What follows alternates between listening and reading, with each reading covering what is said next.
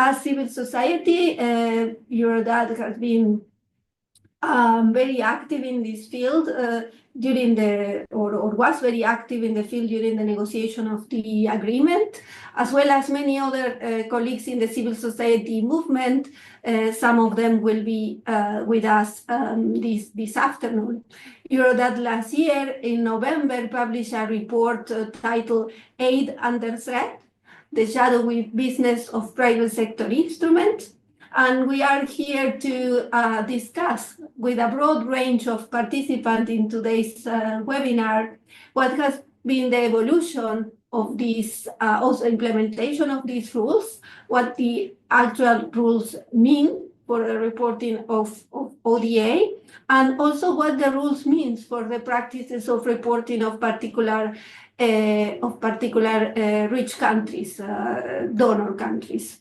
Right, we want to have this discussion with a very esteemed set of panelists, and we also want to hear your perspectives towards the end of the conversation on the issues that we are going to put on the table.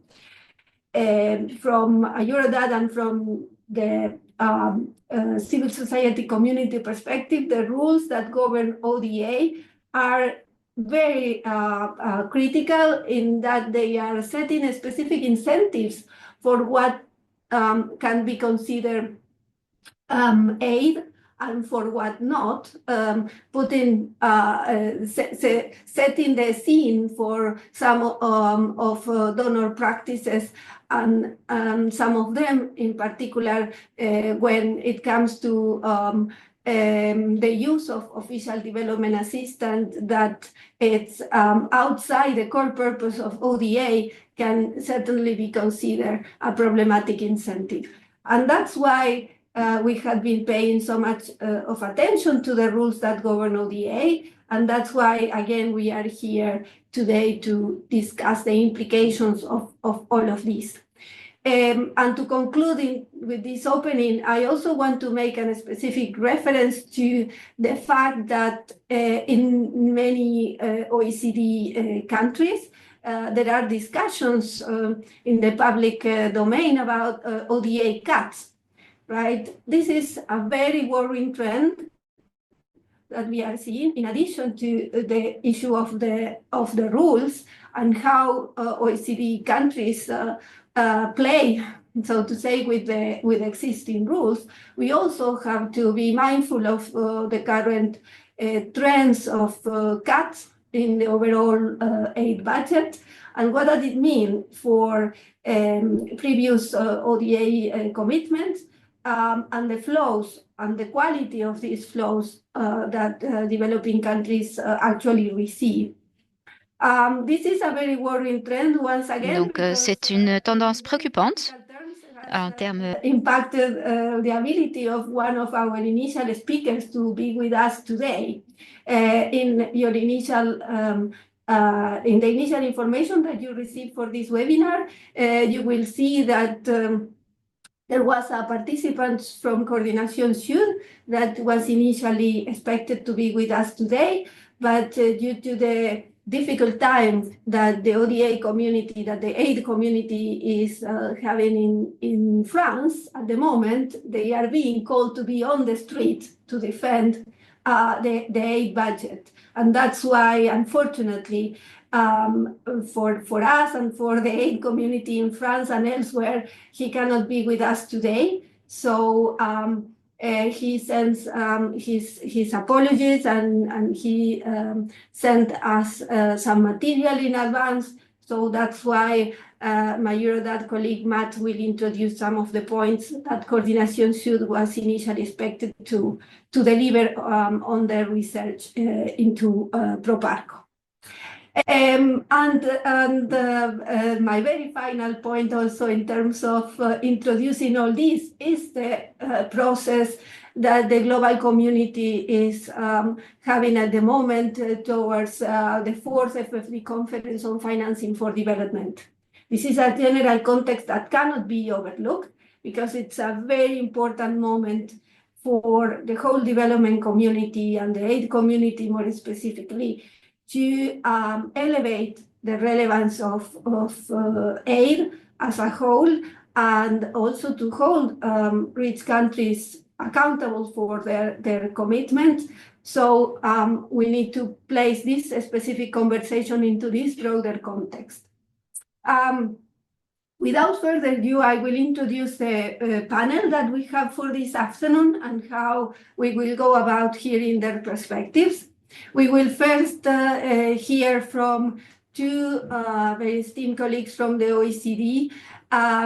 They will present the private sector rules, focusing on experience with implementation and ODA eligibility. They are Cecile Sangari and Fatoumata Gom. Both of them are policy analysts from the OECD Development Cooperation Directorate. Secondly, we will hear from Oxfam, our colleague Salvatore Nocerino, OECD and aid policy lead from Oxfam EU, Oxfam International EU officer. He will provide a critical analysis on private sector instrument rules. So we will hear from Salvatore. Thirdly, we will share with you the input that our colleague Sara Torres, coordinator of Reality of Aid, Asia Pacific, have shared with us in advance. She is not able to be with us today as she is attending other commitments at COP. Very busy days for sure for everyone.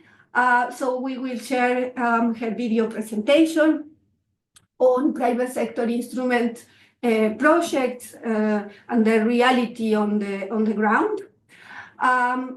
Fourthly, we will get some input into this conversation coming from Norway. So we will have Sondre Ney, senior policy advisor at Save the Children in Norway, and we will hear their perspective on their observation of private sector instruments in Norway.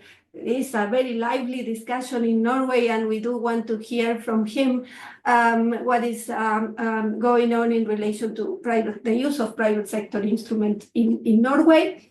And finally, before opening the floor, we will hear some of the inputs, as I said before, that my colleague Matt has to share with you all with regards to the research that Coordination Sud has been doing into Proparco.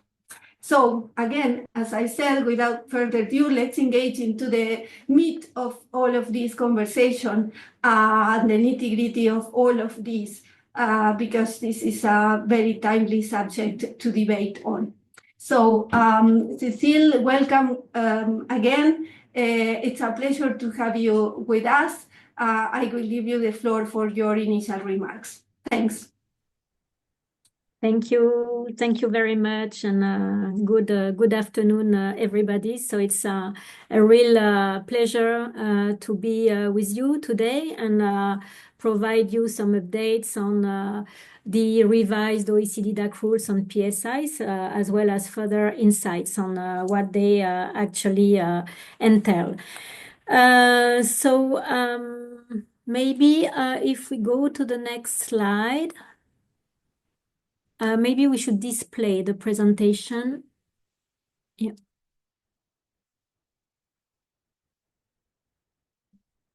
Fatoumata, I don't know if you can display the, yeah, thank you. So maybe to start, we would like to share with you some background information on how these revised rules have come from, and also what they really include. So you are, I'm sure everybody is well aware of the development finance landscape. So It includes a broad range of financial instruments from the private sector, such as foreign direct investments, remittances, private philanthropies, and also from the official sector, where official development assistance play a critical role. So ODA stands for Official Development Assistance, and really refers to three criteria. So official development assistance is extended by official entity, such as ministries and agencies, DFIs. They have activities, ODA activities must have a development focus. They should be administered with the promotion of the economic development and welfare of economic developing countries as its main objective. And finally, assistance refer to or has been referring to the concessional character of the underlying activities. But the introduction of the PSI rules here brings a change in this particular criteria, since additionality now has become the criteria for private sector instruments. So next slide, please, and replace the concessionality one. So as you mentioned, Maria Jose, the new rules have been agreed finally in 2023 after long negotiations within the DAC, Development Assistance Committee. And really, these rules on how to treat private sector instrument in DAC statistics really aimed at recognizing the donor effort in ODA when using private sector instruments. And really here the idea was to incentivize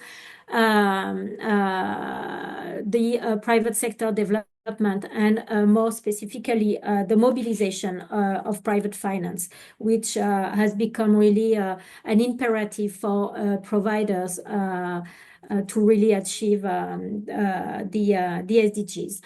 The agreement also include clarified ODA eligibility rules for loans to the private sector, but also for other type of PSI instruments, such as guarantees, equities, mezzanine finance instruments, and also reimbursable grants.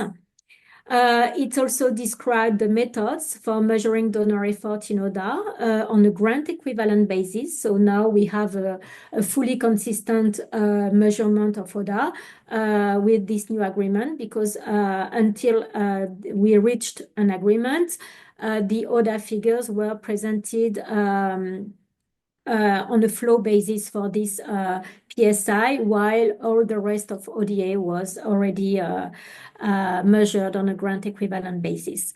They are also strengthened ODA integrity safeguards, such as, for example, specific data reporting requirements, also transparency provisions, and also monitoring and review provisions. Next slide, please. So on this slide, you can see how the PSI rules work. So here it's really there is, maybe we can just to summarize, so we can say that there is only one PSI system, but there are 2 points of measurement and 1 set of reporting rules. So let me maybe deep dive into this.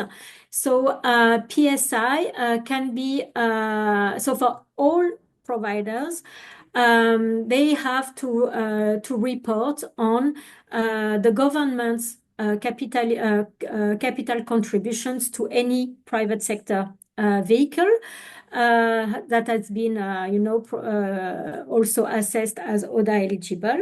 And they have also to report the outflows from these PSI vehicles for transparency purposes. So this reporting rules really apply to all providers. So it's really in that sense that it's a single system.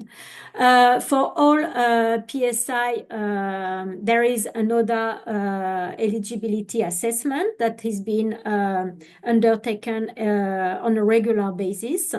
First round was this year, and my colleague will come into this. And then the providers can decide whether so ODA is measured. So maybe here I forgot to mention that ODA is calculated according to the institutional approach, so at the level of the capital contributions to the PSI vehicle, and also at the level of the outflows. But then the providers can choose one approach or the other to account the grant equivalence of these two point of measurement in their ODA figures. So next slide, please. So for PSI to be ODA eligible, so they must be extended by vehicle assessed as ODA eligible, so fully or partially. Partially means that they would have a coefficient. And this will be applicable to PSI intra-governmental transfer every 5 years. So all these PSI should be allocated to ODA eligible recipients and should be administered with the promotion of economic development and welfare of developing countries as the main objective.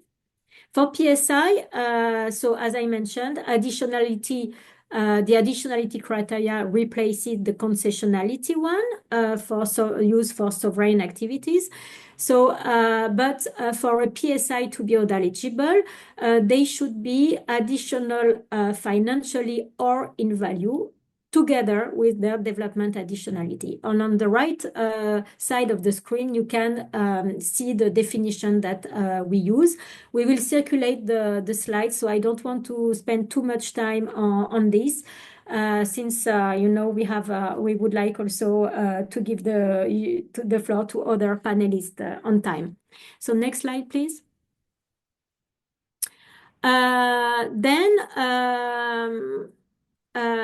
In terms of reporting requirements, so for any PSI activities, there are a certain number of information that needs to be provided beyond all the other data items, qualitative, quantitative. So here we ask for the type of additionality using the DAC classification on additionality that you can see also on the right side of the screen. So we have, as you can see, for different type of financial additionality, also for three different types of value additionality. There is a data field that should be also be filled in on the additionality description, especially if value additionality is reported or other. And also there is an explanation of the intended development impact that is required for the to really ensure the additionality, the development additionality of these activities. Next slide, please. So now I will give the floor to my colleague, Fatoumata, who will provide additional information and updates on the implementation and share some insights also on the recent ODA eligibility assessment that we have done. So Fatoumata, over to you. Thank you, Cécile. So hi, everyone, once again, good afternoon. So I'm going now into the details in terms of providing an update on the implementation of the new PSI rules, and also provide a timeline in terms of what is the work that is foreseen in the next years to come. So in terms of implementation, so the good news, and you are all well aware of it, is that the new methods has been implemented this year. So this means that the reporters that are implementing this year have sent to the OECD their PSI data, applying the new rules, and most importantly, applying the new methods that have been put in place to calculate the donor effort, so the grant equivalent, and with all the related parameters that are needed for that regard, and in order also to really allow members to get really acquainted and also update their internal systems and build also capacity. There is a transition period that is put in place, so 1 year for loans, guarantees, and subordinated loans and loan type reimbursable grants, and 2 years for equities, and as well as preferred equities and reflow-based reimbursable grant.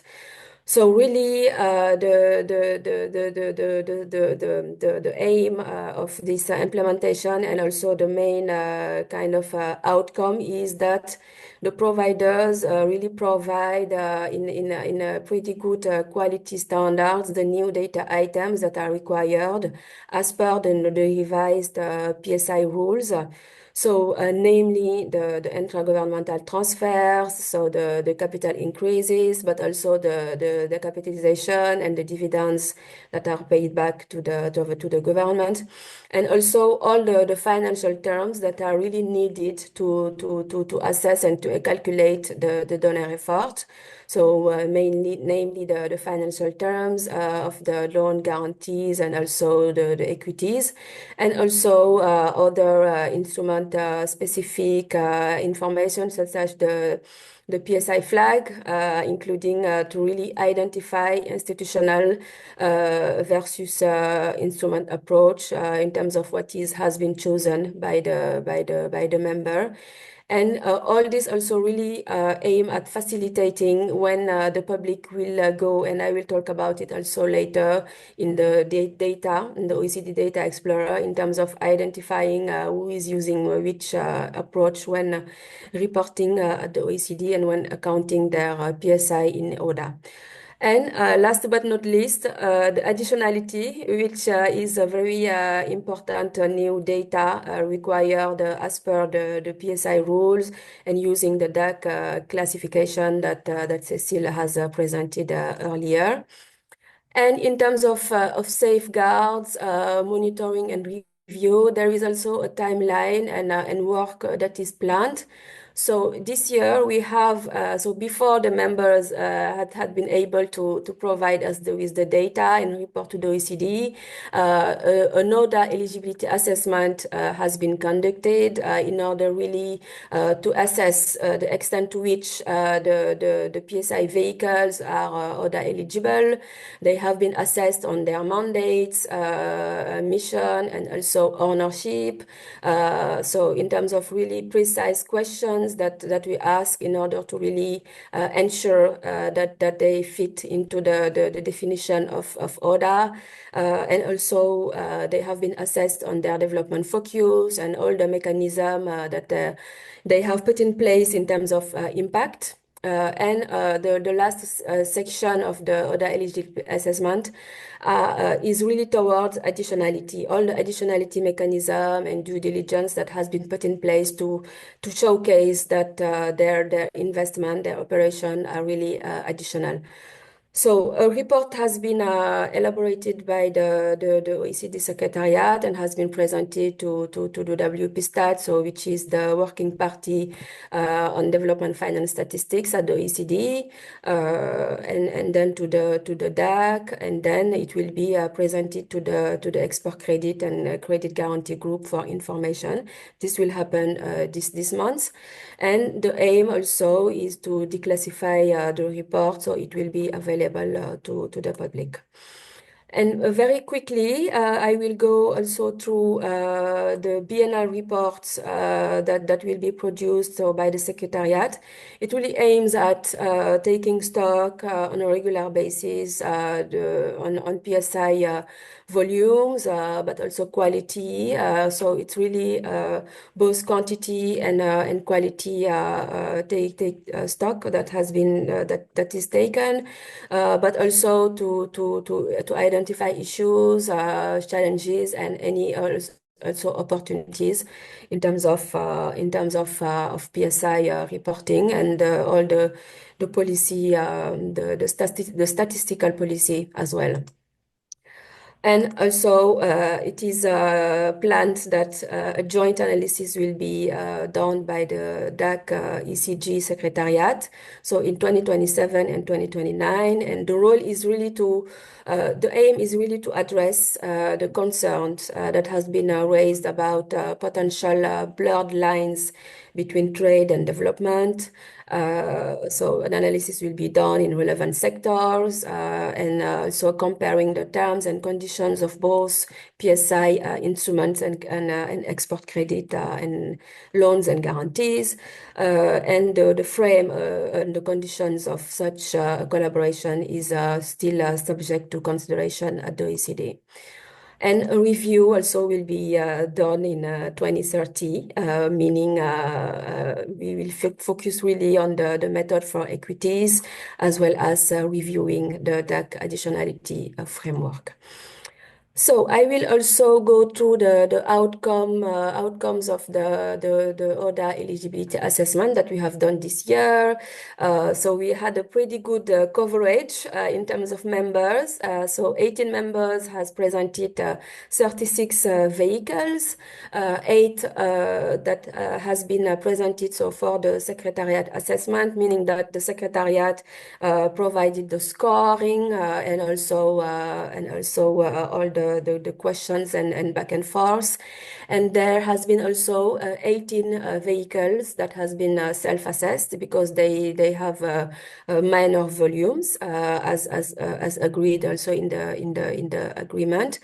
But as it was the first time this year, they also had been challenged by the Secretariat really for integrity purposes in order to really have a good start.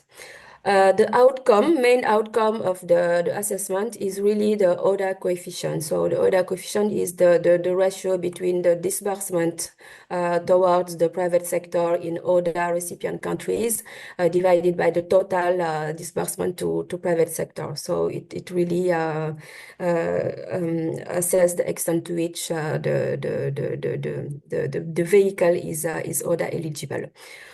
So among them, only 2 has less than 19, so meaning that they have disbursement towards countries that have graduated from the DAC list of recipient countries. And the PSI of vehicles that has not been presented for assessment, so are not reportable in ODA.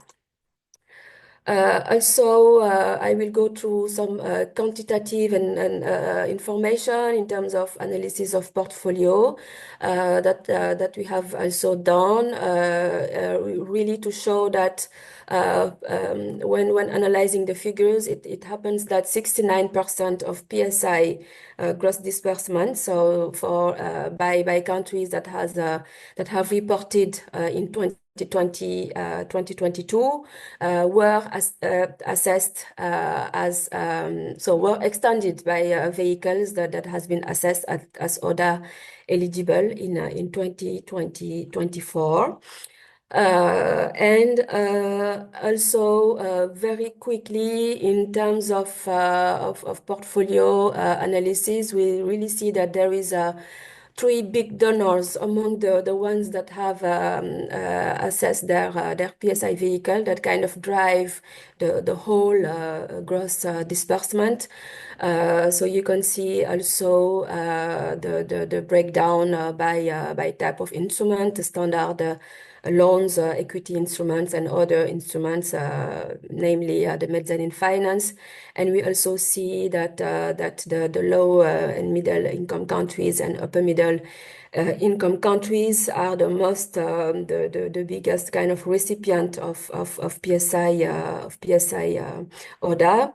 And the unallocated that you see also in the lower left graph in this slide are PSI activities that are channeled to intermediaries. And also we see that grosso modo the standard loans are really the kind of the biggest instruments that is used and representing more than 50% of all financial instruments.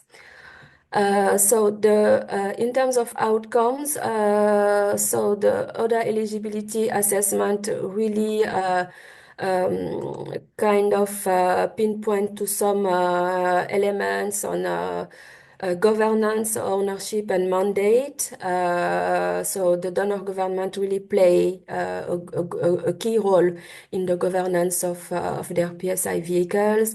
And we have also broken down the typology of PSI vehicles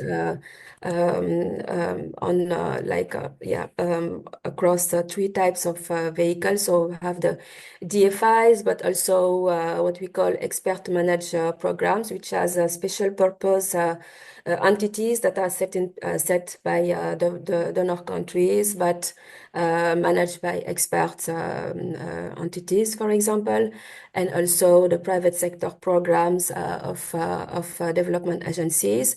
And in terms of development focus, there has been also a clear focus on development focus on by the assessed PSI vehicles. And also in terms of financial and value additionality, there is really a clear mandate set up by donor governments in terms of financial and value additionality. We also saw that there has been various interpretations when it comes to additionality and the mechanism that are put in place. So I'm not going in all the points because of the sake of time, but when we will share the slides, you will have all the information. And now very quickly as well, I will go through the development additionality.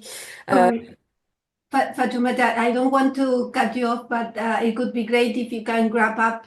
Yes, okay. Because I will not go through the development all the development additionality and financial additionality. You will have it in the slides, but this last slide is very important in terms of what is coming in terms of the PSI dissemination. So the figures will be the data will be updated in the upcoming ODA launch in January.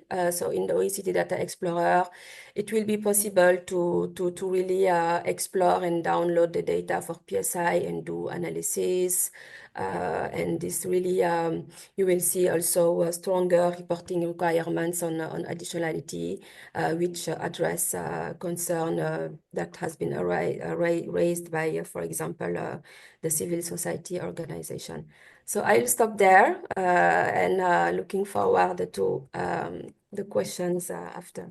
Thank you. Thank you. Thank you very much, both. It was very, very comprehensive and very needed for us all to frame this discussion in what the actual rules are in the first place. So Cecile's intervention, but also what the current work has been with regards to the reporting and the information and all the analysis that you have done so far. So I am also very happy to hear from Fatoumata's intervention that you have done an ODA eligibility assessment of the private sector instrument applying the rule.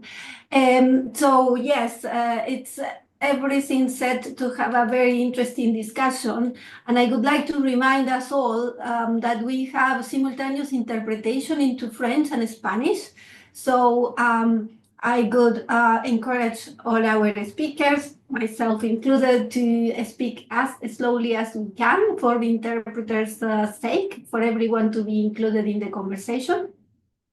Secondly, for everyone to write their questions in the Q&A box for the interactive part of the webinar. I have seen that there are already some very interesting questions there that point to Cecile and Fatoumata's presentation. So yes, please keep going.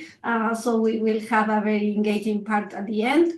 And for everyone to keep your chat boxes open so that you can receive information and resources from our end as the seminar goes. So with this, I would like to give the floor now to Salvatore from Oxfam, because he will share with us an analysis of the PSI rules, getting into the dialogue and the engaging part of this conversation. So Salvatore, the floor is yours. Thanks.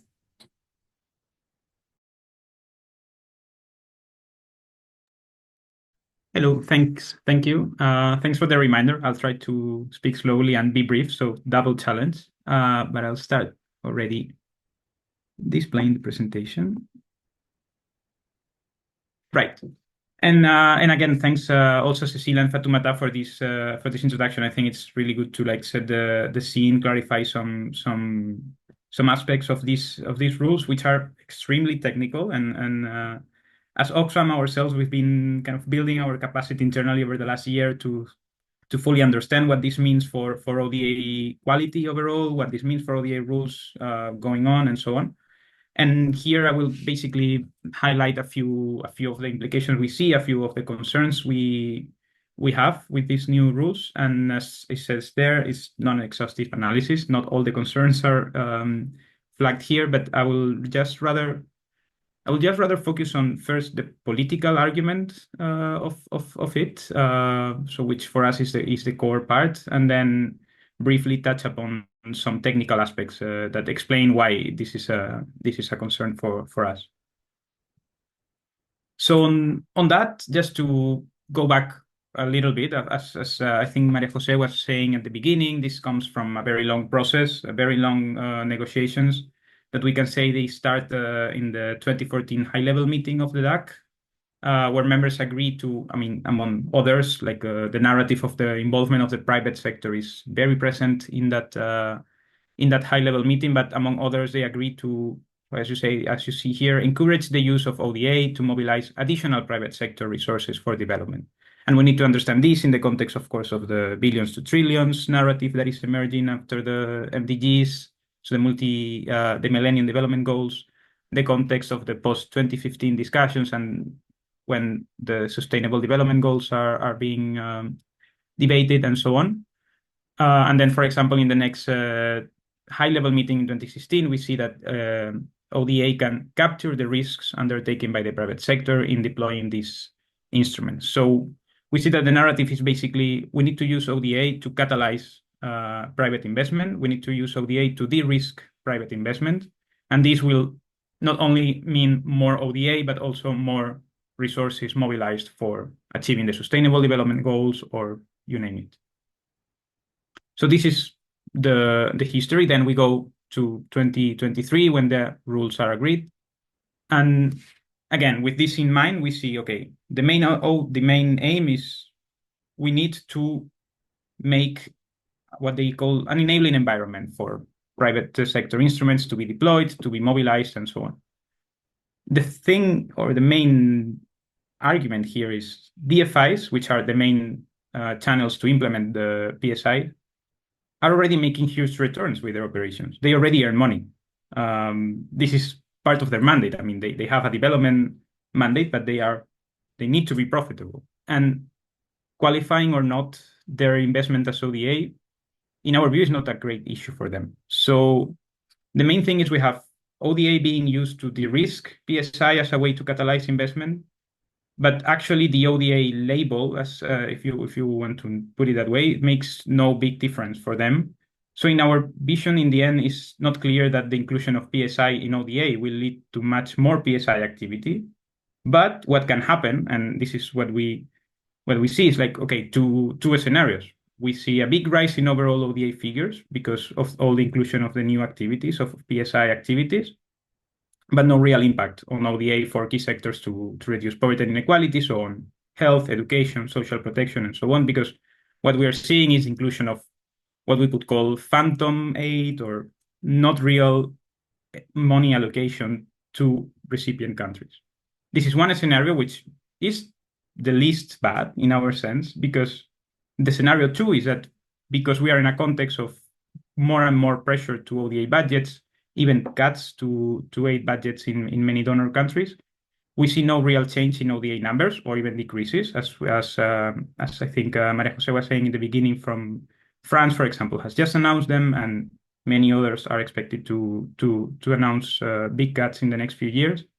And instead, they can see this a way to report PSI as a very attractive way to say, okay, we still maintain the ODA budget, but with less actual money allocation. So in that sense, PSI could cannibalize real ODA investments on traditional sectors like health, education, social protection, gender justice, you name it, and so on.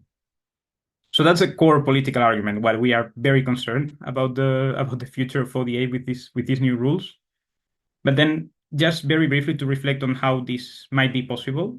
So the technical aspects, as I said, not all of them, but just two key arguments that explain why this might happen. The first one is the discount rates used to assess the grant equivalent part of the PSI. And to be honest, this is not an issue of PSI rules per se, but this comes from how the grant equivalent is calculated on traditional ODA loans, so ODA loans to sovereign loans or loans to the recipient countries. So it basically drags a problem that comes from there. And the issue is that the discount rates are just too high. When you see how loans are assessed for sovereign loans, you have a 5% baseline discount rate, and then you add the risk premiums for low-income countries, lower middle-income countries, and upper middle-income countries of like 1%, 2%, and 4% respectively. So you end up with discount rates that is, when you look at the reality of what happens in actual loans and default cases, is just non-realistic. It overstates the risks of lending, in this case, to the private sector. And of course, when you put the bar too high, then the grant equivalent component is overstated. If you expect that you will have if you put like 9%, for example, discount rate, when the actual risk will tell you to put it at 5%, then of course all that margin is counted as grant equivalent, which should not be, because it's not concessional. And then again here, and this is a much more, purely a personal view, but then when you put concessionality aside, as you were presenting with the new rules, then of course this is possible because you don't need concessional. You don't need resources to be concessional anymore to qualify as ODA, just to be additional. So you can actually this can happen without any consequences. And this is where we see, for example, when we were seeing already the discussions around concessionality or additionality, we were afraid that this could permeate in general ODA quality overall. And this is what we see happening, for example, with the case of discount rates. The second one is the difference we see that might happen between instrument method and institutional methods. As you were presenting, the instrument methods assesses individual PSI, and the institutional method assesses the capital injections from the donor government to, let's say, the DFI, for example. Now, because the new rules allow the reinvestment of returns by the DFI to qualify as ODA, because they are part of what in the pack of good donor government, you can basically keep scoring ODA, or what we call free ODA, with an initial injection to your DFI, because as you accumulate profits and you reinvest these profits, the initial capital injection become more and more irrelevant, or if you put it the other way around, the profits become more and more important relative to the initial investment. And this will only be reflected under the instrument method, basically. So not on this institutional, and then we can see different figures each time. So with all this, just to conclude, we also wonder, like, are there any improvements with these new rules? Well, we saw 3. So now, I mean, both methods need to be reported. As we were saying, for example, in the last point, if there is big differences between the institutional method and the instrument method, we will be able to compare. In general, when you look at the new rules, especially in batch 3, you see that more information is required to be reported. So this, in principle, when all donors have been transitioned to the new method, to the new methodology, that will allow for more granularity and scrutiny. So that might be positive. And then, as I think Fatoumata, you were saying in the end of your presentation, there will be like biennial reviews or biennial reports. And this is basically what we are very looking for. The first one being in 2026 to raise all these concerns and see if we can redirect somehow the trends that we see that are more concerning. So I hope I managed to be brief and speak slowly. And thank you. And then, yeah, happy to see if there are any questions. Thank you very much, Salvatore. That was very useful for us also to get a bit the political reading on what we understand are the PSI rules and to also put them in the broader context. I think that given that we are running a bit behind in terms of time, I will immediately give green light to my colleagues to project the video that our colleague Sara Torres from Reality of Asia Pacific have shared with us, because it's very important to also get the perspectives on PSI projects on the ground. So yes, the video is with us. Let's go for that. Hello everyone, I am deeply sorry for not being in the webinar live, but I hope I can provide some substantial input for today's discussion.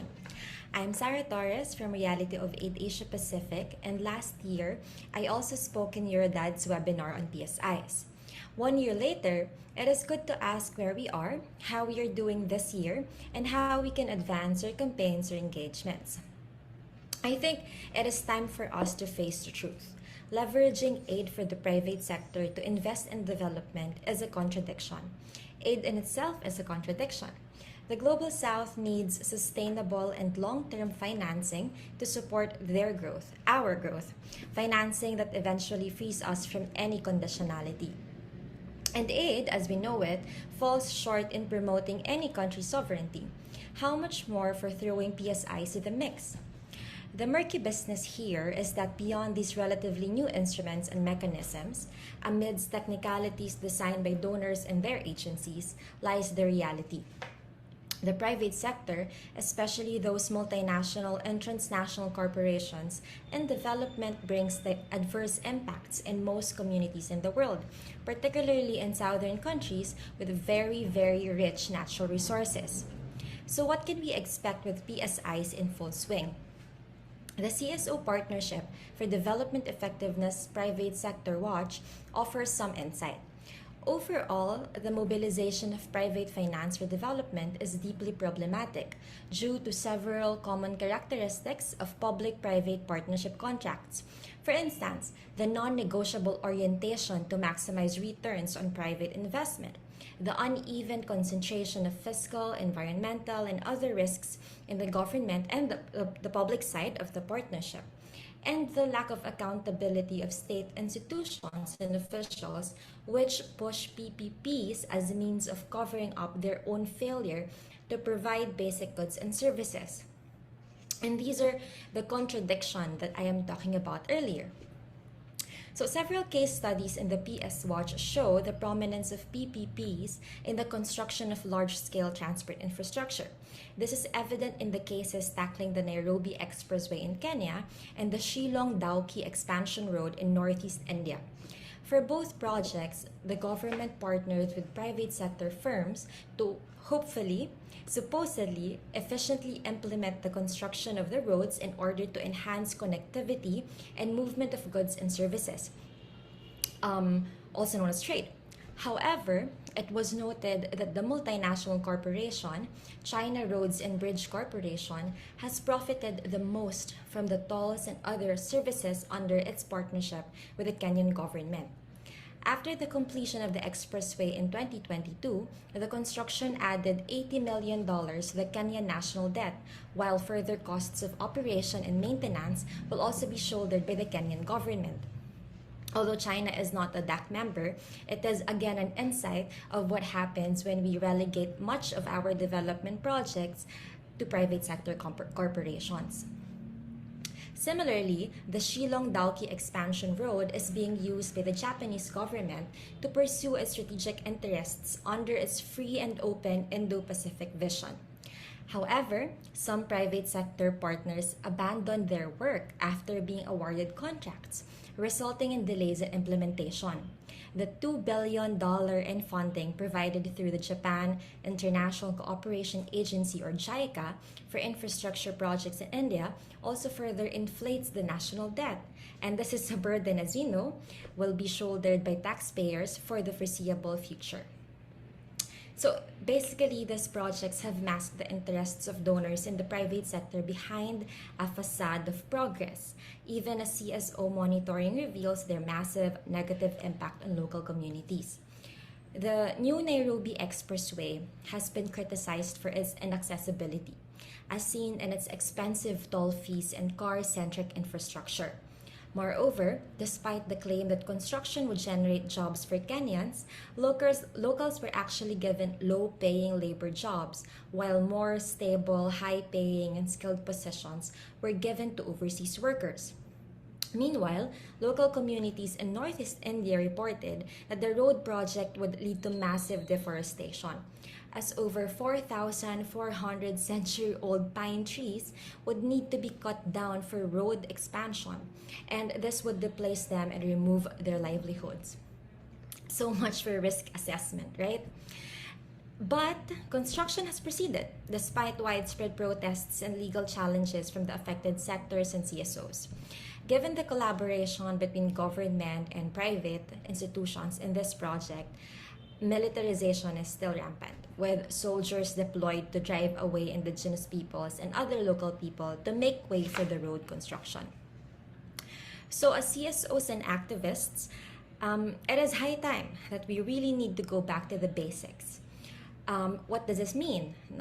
We should look into the core of all of these changes or reforms into the aid system. And ask ourselves, whose interests are these changes really biased for? Who will ultimately benefit from these changes?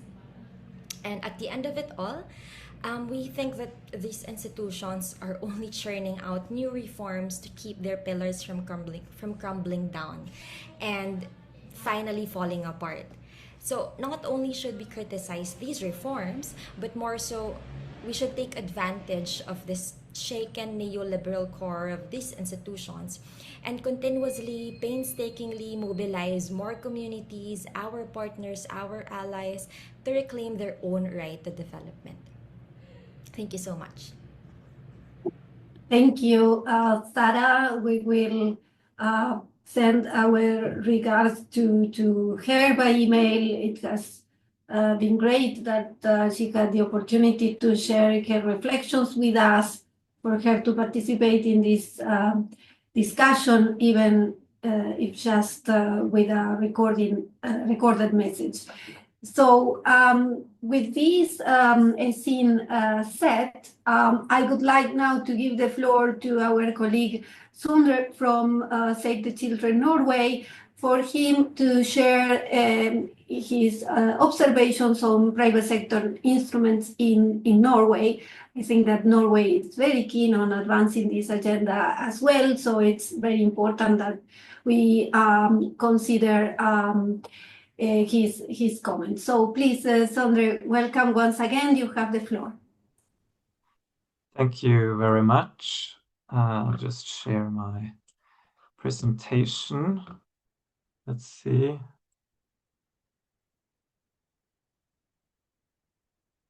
There. So my name is Sondre Nave. I work at Save the Children Norway, and I will very briefly tell you about our experience in establishing a new guarantee instrument here in Norway. So inspired by the Swedish guarantee instrument and the Danish, the Norwegian government decided to establish their own instrument last year. And we have been following the process in dialogue with the government with all these concerns you have already laid out, which not only us in civil society had, but also people in the government were trying to figure out. So this really came from the climate discussion, the need for more climate finance and more investment, which we support. But we also saw that there are some concerns that we wanted to raise. So the objectives of the guarantee instrument is development and poverty alleviation through increased access to renewable energy. It's to reduce greenhouse gas emissions. And thirdly, supporting national policies agendas towards increased renewable energy. We don't know everything about the new scheme, but we have some key features. So it's an unfunded state guarantee facility of about $500 million for renewable energy. It will be administered by Norway and Norfund, our International Development Agency, and DFI. And the government intends that the guarantee premiums shall cover the loss provision. So the unbudgeted expenditure is expected to be around 5% of the total guarantee amount in subsidized risk premiums. So our concerns began in the political debate, because as I showed in my last slide, you see there's a times 50 number there. And in the initial discussions, it was a lot of, it was not clear for everyone how much money would come from this guarantee scheme. And people started talking about huge leverage ratios. So we thought that we needed to bring another dimension into the discussion. And we found some key concerns. The first one is the pressure on the aid budget, which has been mentioned already. The 15% loss provision is intended to be covered by the premiums, but there are no timeline or estimate for when this will happen. And there are different figures, but it may be many years before we see that money back on the aid budget. In addition to that, all losses exceeding the loss provision will be covered by the aid budget, which if this is scaled up to a larger facility, that could have quite large consequences if there's a big external shock and a lot of projects fail. We also raised some questions about the 30% limits to low-income countries. The government set this limit to reduce risk, but we kind of we are concerned that we're already seeing that this is more of a climate finance instrument and less a development instrument. And of course, all the other risks tied to additionality. We also raised a concern about sovereign debt and how these guarantees could have impact on already unsustainable debt levels, issues about transparency and protecting human rights. So the conclusions we have found this far from the national debate is that loss provisions and losses should be kept outside of the aid budget. In Sweden, they guarantee with their state, their sovereign debt. In Norway, we have this huge pension fund, so it doesn't work like that here. So it's really context specific also how you set these instruments up and how it affects the aid budget.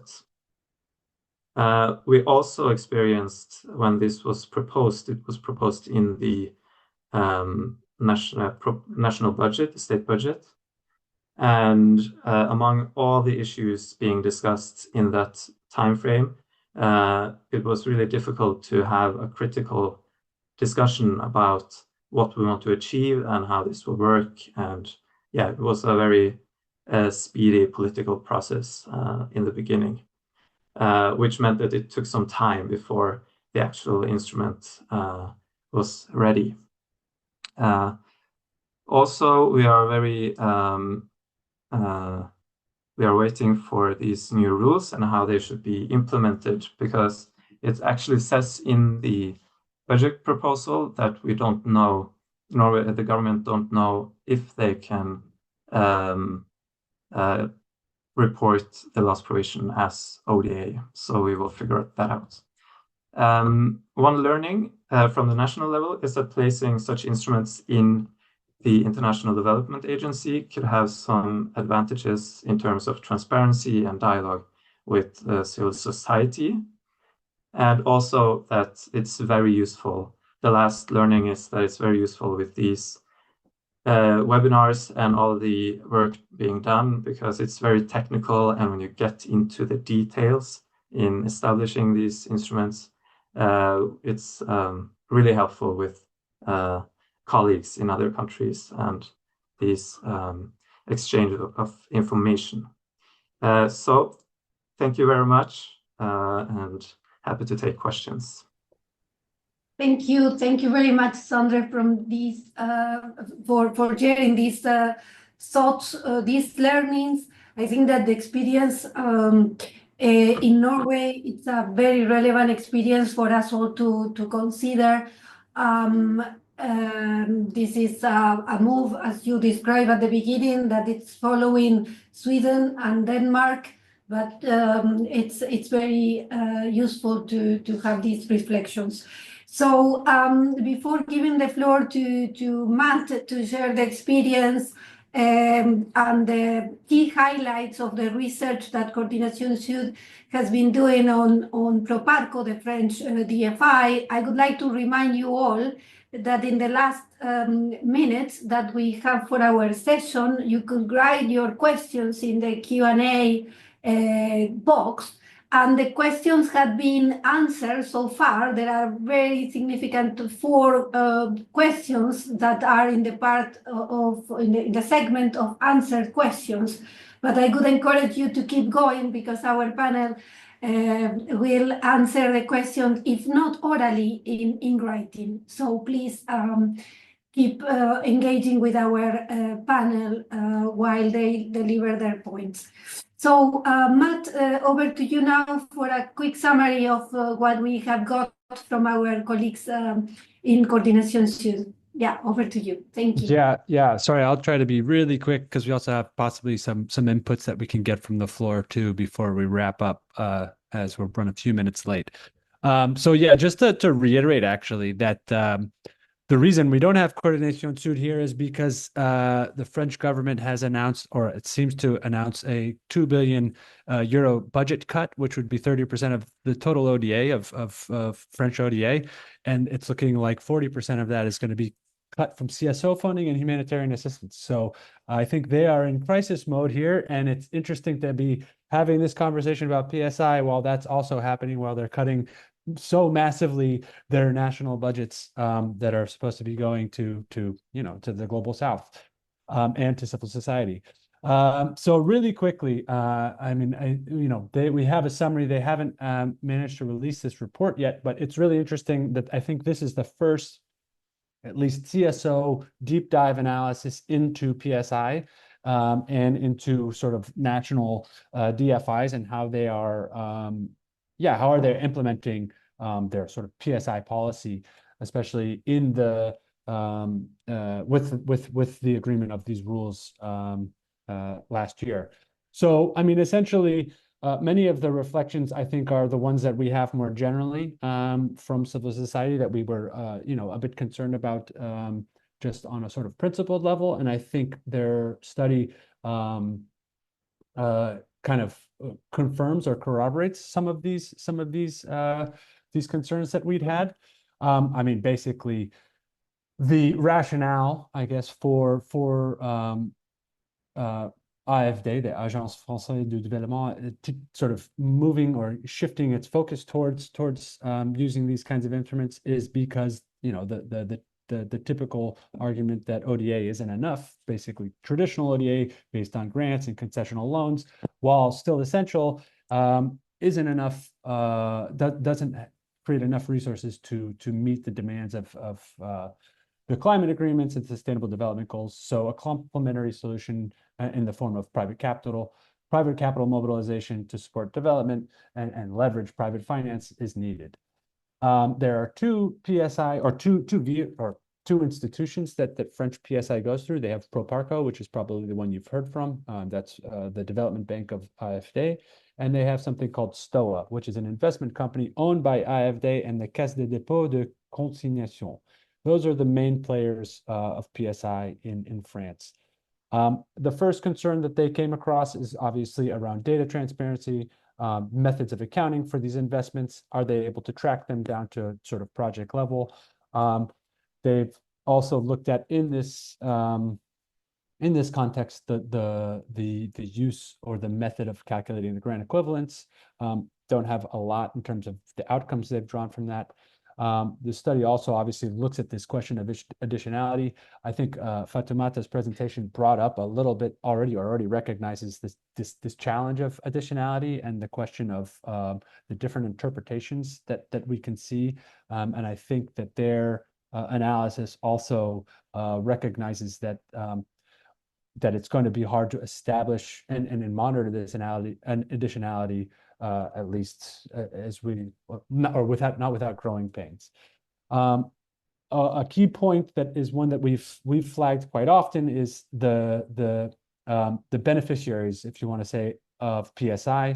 It shows that French PSI are concentrated in middle income countries in specific sectors.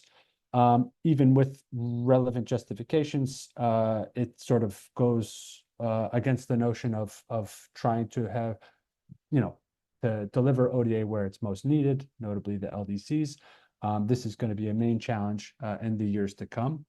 One reflection that they do have is that as of now, there doesn't seem to be this substitution of PSI for more traditional forms of ODA, but perhaps that is likely to change once they sort of adapt their systems to be consistent with the new rules. And also once we see that there's going to be a stronger budgetary restraints on ODA in general. They have a handful of recommendations, notably around greater transparency of the operators in terms of PSI, strengthening the involvement of CSOs in DFI, in the interventions of DFIs.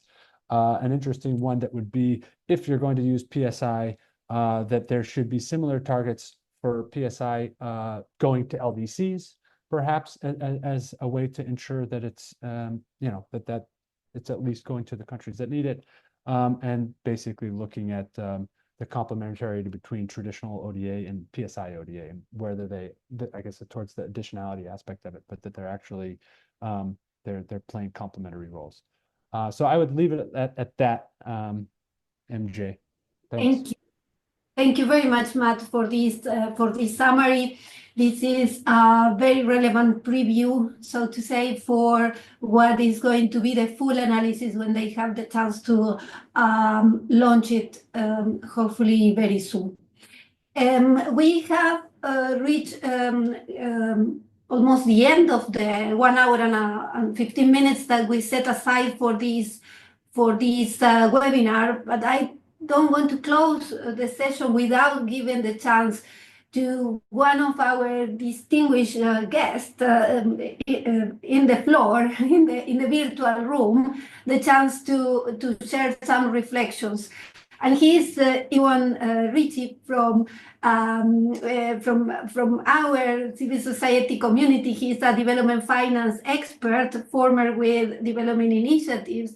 It's a pleasure to have Iwan with us in the virtual room. I want to give him the chance to react very quickly to what had been said in case that he has any reflections.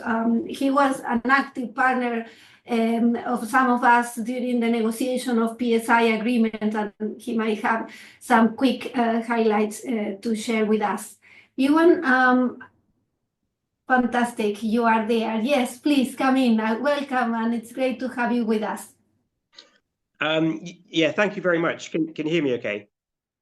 Great. Thank you very much for your kind words, and thanks to all of the panelists for really interesting presentations. And yeah, for the opportunity to just sort of say a couple of things. I think I want to pick up on two things that I had mentioned in the course of the presentation, and I just wanted to address them. One of them is, there are a few comments about how these new rules will make ODA more consistent, because they used to be sort of measuring flows basis against a grant equivalent, and I think there's something in the argument. At the same time, I think, given that there are two separate ways of measuring the PSIs that I think we know will not give equivalent results over time. I think that's obvious from just the mechanics, but also the WP Stat documents themselves. So we know that they're not going to be comparable over time. I think there are also two ways of measuring equity investments, the ex ante and the ex post. And while there's this sort of arbitrary cap to make sure that they're not too far apart over time, again, it's two different ways of measuring the same thing, which don't give the same results. But more importantly as well, some donors are choosing not to report their PSIs because they're sort of philosophically against it, because they don't think these things should count as ODA. And I think in that situation, I think it means that there is a real challenge for interpreting the headline numbers when there's sort of so many different measurement issues there, and some countries choosing to report different things in principle.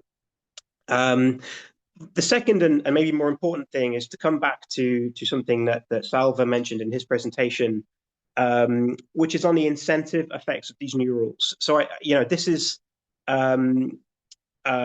this, as I understand it, was one of the DAC's sort of key motivations for wanting to include them is to incentivize more PSI activities.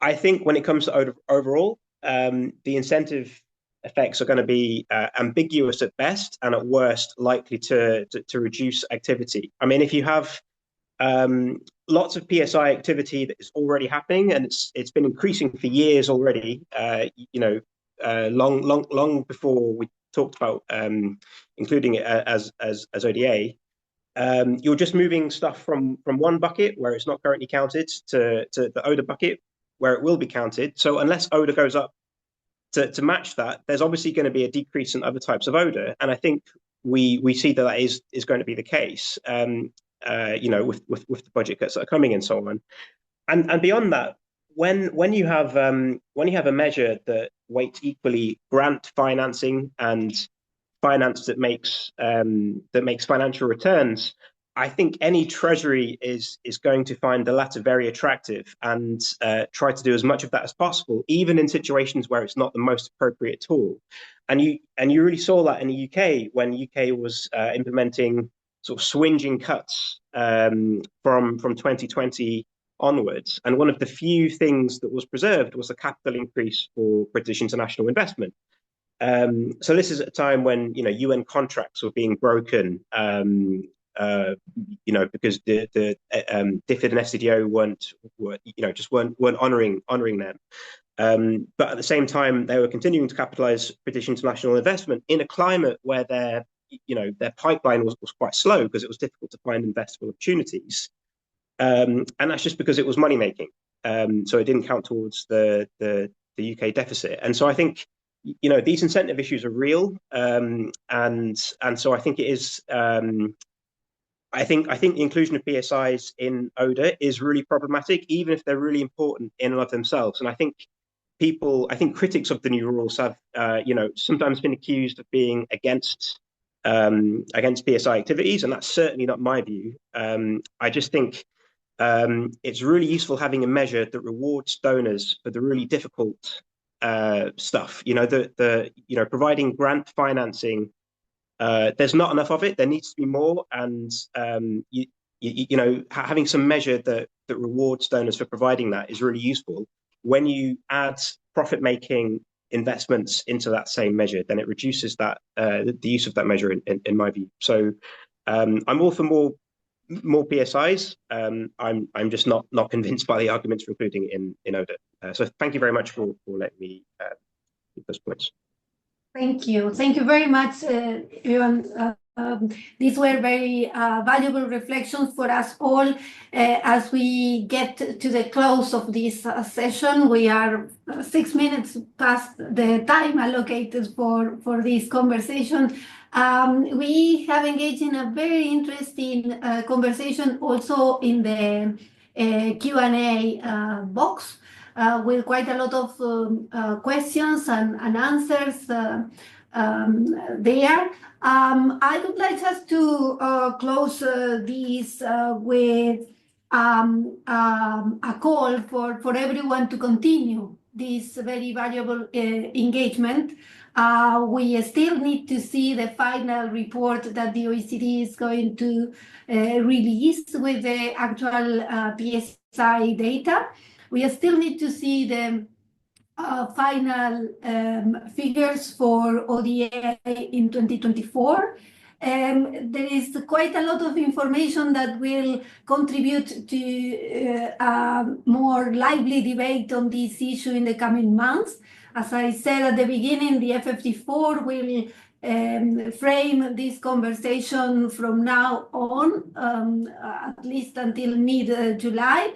And I will also leave you with some of the thoughts that our colleague Fiona from Oxfam put in the chat, which have to do with how we go from here, which is about the rules and the incentives that they create, to a dialogue that is also about disrupting the colonial logics of exploiting public financing for private gains. I think that Ian's reflections were also into that particular direction. So with that, we don't have much time to continue the conversation, but again, this is not the last occasion for us to engage in all this. Thank you again to all our panelists for engaging with us today in this conversation, and hopefully we will have more opportunities coming up very, very soon. So stay tuned, and thank you very much for engaging with us.